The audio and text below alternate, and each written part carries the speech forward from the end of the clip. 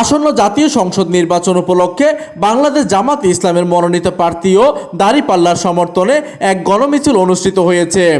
গতকাল ৮ ফেব্রুয়ারি সন্ধ্যায় একে খান মোড় এলাকায় এই গণমিছিলটি অনুষ্ঠিত হয়।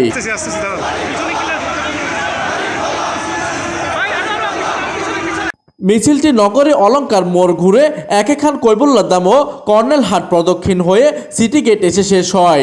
মিছিল শেষে এক সংক্ষিপ্ত সমাবেশে প্রধান অতিথি হিসেবে বক্তব্য রাখেন ডাকসুর এজিএস ও ঢাকা বিশ্ববিদ্যালয় শিবিরের সভাপতি মোহাম্মদ মহিউদ্দিন খান। অতিথি হিসেবে উপস্থিত ছিলেন উত্তর জেলা জামাতের আমির মোহাম্মদ আব্দুল জাব্বার, চট্টগ্রাম ৪ আসন পরিচালক অধ্যাপক ফজলুল হক এবং প্রার্থী আনোয়ার সিদ্দিক চৌধুরী।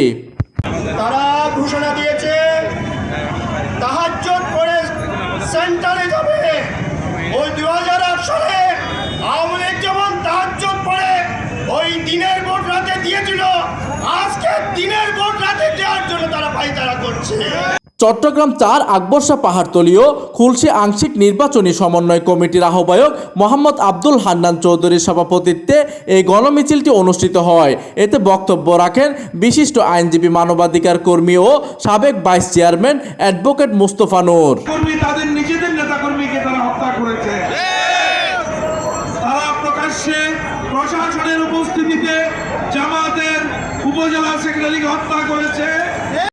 এতে আরও উপস্থিত ছিলেন জামাত নেতা অ্যাডভোকেট হোসেন মোহাম্মদ আশরাফ, পাহাড়তলী থানা জামাতের সেক্রেটারি মোহাম্মদ আহসানুল্লাহ, জামাত নেতা আফসার উদ্দিন শাহিন, শ্রমিক নেতা আলতাফ হোসেন ও ছাত্রনেতা আমজাদ হোসেন, মোহাম্মদ জাফর সহ অন্যান্যরা। প্রোগ্রাম সঞ্চালনায় ছিলেন থানা জামাতের সেক্রেটারি রেজাউল করিম।